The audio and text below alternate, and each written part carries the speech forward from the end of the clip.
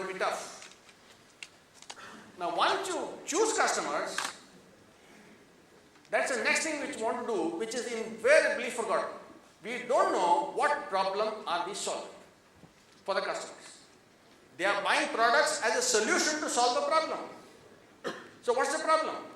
And more than that, you understand what is the metric they use to understand the problem. What numbers? For this purpose, you want to be closer to the customer to understand how are they going to manage it, how are they going to use it. And you will find companies like SKF, a lot of these companies who make ball bearings which are very similar to others, have highly differentiated themselves to understanding what problems does the customer face for solving this. The example of Direct RX, which was just given for the pharma industry, there you know, by doing mass mailing, the return on investment of the customer is nothing. Strike rate is going to be very low. Okay, you send 1 million. What is the response? That's where from the output to the outcomes. What is the outcome that the customer wants? What problem is he facing? And once you understand that, you will say, okay, you have this problem. How can I help solve this problem with you? How can I co-create value with you? You then come into a position where you are helping the customer solve a problem. You are creating value. Today we are saying, I'll sell you problems. I'll sell you solutions. Without understanding what's the problem. And I want to give you a contrasting example. If you go to a peddler on a footpath, what does he do? He will say, oh, latest stuff. China abhi mala hai, 2 piece bacha hai. 150 million. He will talk about the product, features of it, and then talk the price. And then we bargain. Okay. You will say, no, 150, nonsense, 50. Then he will say, no way, घर में नहीं पड़ता है. And then you will say, no. Okay, 60. Then will come to 120. Typical peddler bargaining is what we do with customers. That peddler has no clue why you are buying it, for whom you are buying it, what problem you are going to solve. And that is exactly what we do at a customer's place. We sell a commodity and then try to get, what is the maximum I get out of this customer? A transactional approach. At the most, we may have good relationships, and because of that, please understand, come on, let's be fair. We exploit the relationship. Now you contrast that with what happens when you go to a doctor. If the doctor is a good doctor, he's going to make you sit down and then say, what's your problem? How come you have come? Oh, stomachache, what did you eat yesterday? What did you drink yesterday? Then if he doesn't understand, he says, please go for a test and come back and tell me. He will try to diagnose, he will try to understand you. And then it's okay, this is what you require. He gives you a solution to a problem which is identified. So you have an approach of a peddler who says, hell, whoever customer comes, I have to sell the last 2 pieces. Let me sell them. Machine capacity pura karna hai. You get the point? He talks of machine capacity, he talks of his unsold stocks. Only 2 things. Or you can be that of a doctor to understand what's the problem you're trying to solve. And that's why people talk about solutions. It makes a big difference. And once you get the understanding problem and then quantifying the problems. In the morning, Vasant again mentioned about how we went to a European customer and told them, we can give you in the same time or less time than that of a European supplier and at this price, which will help you save so much of money. He quantified the problem. Quantified the problem. Difficult for the customer to say no. Difficult for the customer. Once you understand the problems, you then want to create solutions. And that's where you can be very creative. Like the example they gave you of RX. Based on the age group, based on the past medical history of the person, male, female, location, language, you can customize the problem, solutions. There's no reason why it can't happen. If you go to good restaurants, they tell you, a la carte, what is that you want? Oh, we'll prepare something special. We get the mentality of, nahi, roz ka 1.5 lakh piece nikalna hai. What do we do? We are in the quantity mind of a product. The moment you say, the bigger the problem the customers we solve, the more attention we're going to get. And that's the part that is missing. Choosing customers, understanding their problems, and then coming up with solutions. And there one can be very inventive, very inventive. If you look at Infosys, the typical service they're offering of body shopping, so many man hours, this is called cost plus. They are saying no, that's only a commodity now. Doesn't make any sense. So they're now coming to version 3 where they're saying, what is the problem you want to solve? We'll create the value, and out of that, we'll take that value. Performance-based pricing. Things are changing. It's not only print.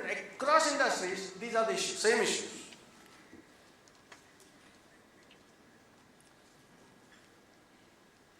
This part now is possibly the most misunderstood part. You have to communicate value. Let the customer know that you have done something. And this is where you find, while we are doing something good for the customers, helping them a lot, they don't realize, oh, I'm getting so much value. Because a lot of what we do as extra services are intangible. They are non-quantifiable. And unless you put it across, they are not going to recognize it.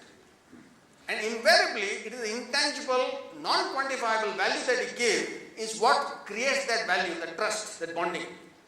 And if you don't highlight it, it's not going to work. In times of desperate need, you came in to help. You can't show it in numbers. How do you make the other person realize? How do you make important people in the company realize that you created this value? It is missing. Not just dealing only with the buyer. His buyer's KRA is pant उतारो उसकी, rate कम कराओ.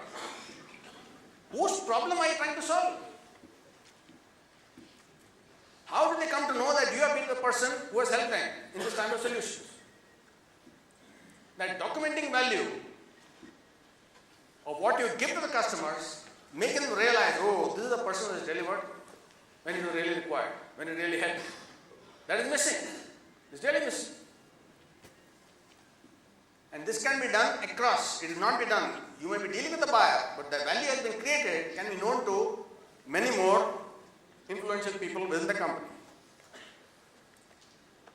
Then of course, you have to deliver value. You may say a lot of things, but ultimately, have you delivered value? That is the execution part. And then you come to the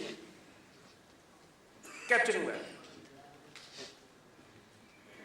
Unfortunately, what happens is we focus only on the capturing value and forget the balance 5.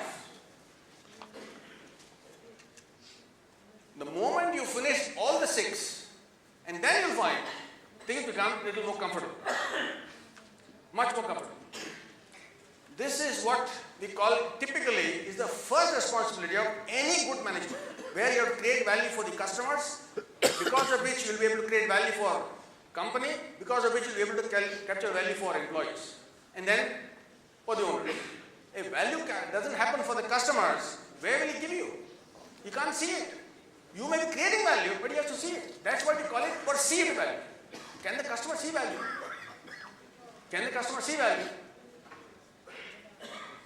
When I first came, when they asked me to come and speak to BMP to understand whether I can do something over here, Mr. Dev Nair was present. And we were all talking about how price is a big issue. So I asked him, I said, tomorrow I make a company called Murthy Printing Company. And I go to your biggest customer, tell them, I can offer a rate 20% less than what your company offers. He said, no, they won't accept it. I said, then price is not an issue. There's something else is an issue. Something else is an issue. There's a risk. Whether will you be able to deliver? Will you have the right color? Invariably we take our own history, our own capabilities at a discount and take anything else as equal. There's no reason why it should happen. There's no reason. Now the question is, how do you implement this? There are 6 basic steps. You talk of internal manufacturing, you have systems. You have pre-press, printing, then post-press, you have all those systems. But when it comes to managing the customers, you basically have these 6 steps, which invariably is short-circuited. It's invariably short-circuited. We only talk about products. In terms of customers, how do you create value for them?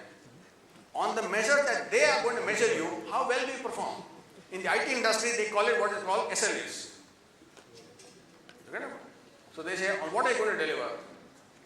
On those measures are given.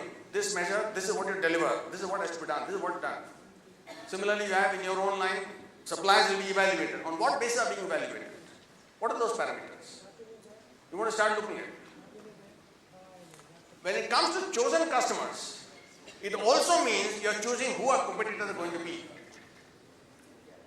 Do you want to choose the person in the same industrial area as a competitor, or is somebody going to be somewhere else? Invariably, we choose a competitor who is going to have higher cost structure, who is going to be able to offer less response. You are going to be successful. So when choosing customers, we also talk about choosing which competitors you want to go up against.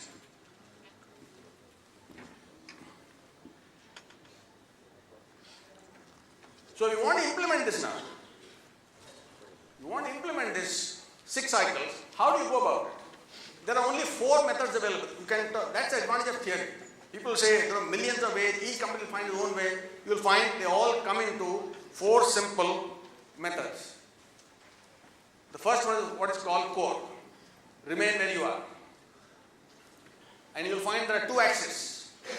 On the x-axis, you will find through segmentation and customization, which means choosing customers, choosing how much you want to customize.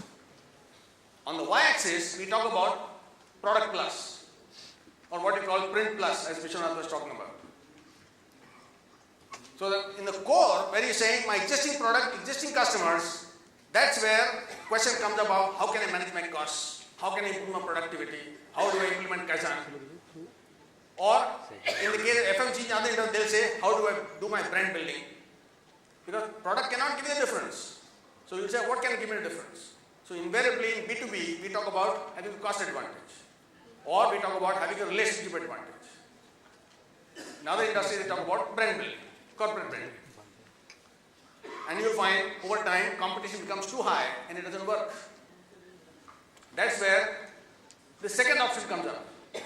What is called system development, where one of the speakers talk about print plus. So along with print, we offer this service, we offer you this consulting service, we offer you that service. We offer a value add, print plus some benefits. What we call augmented product. You will say, what are the expectations of the customers? What do they require? Let me give it to them. And very soon you will find what you do here also will be copied. It becomes a competition. It becomes a commodity. You won't have an advantage. Because again, you are still talking about a product. You are not bringing the reference to a customer. For which customer is this going to make sense? We don't know. We say, oh, my product, I'll offer some credit, I'll offer them free artwork, I'll offer them free the service, I'll offer them mailing, I'll offer them. It's all about a standard. I've got, just like a price list, I have a terms. Again, it is a very product-centric method. And invariably when you do this, you will find you will pay for the print, for other items, it will go free. Typically, that's what we learn. What is the third option? What we call targeted extension. Targeted extension means you select which industries you want to operate, which markets you want to operate, and come up with customized solutions. So that's why segmentation and customization. So you select, oh, these are the companies I want to really, or industries I want to really concentrate on. And for them, this is the extent of customization that I can do. And that's where that RX example comes in. Very focused. Now when he does that benefit service to that customer, how many competitors will be there? How many? Even potential competitors. Very little. Very little. Same way we talked about managed services, where you say, okay, I take up these services and take up the entire solution for them. Just like what we have in production called JIT2 systems. You offer JIT2, total solutions. It's not just supplying the product, right from managing inventory to everything else. If you look at travel agencies, they will, in large companies, they will appoint their own staff and manage the entire travel requirements. They take over that cost center. That's what they do. Same thing happens in security. So the entire service is outsourced because you have domain knowledge how exactly to go about for that particular industry. Very potential method, very successful, very lucrative. And you'll find number of competitors dramatically comes down. Industry after industry, you'll find this happen. If you go to the IT industry, you'll find there are people operating on the mutual fund industry, some people operating on the insurance sector, some people operating on the banking sector. Each one takes up a specialization and he says, I'm the master of it. If you're bigger, you can master 2. Still bigger, you can master 3. But nobody says I can do everything. But you become master of a few, where the number of competitors will be few, and then you'll find customers do not have so many options of whom to talk to. That's what happens. From a machine or a volume mindset, you come to a customer or a value mindset. For which customers can I deliver outstanding value? Where the customer will say, to hell everybody else, I want this one. They understand the product problem, right? And they'll be able to solve this. And you want to understand why this also helps.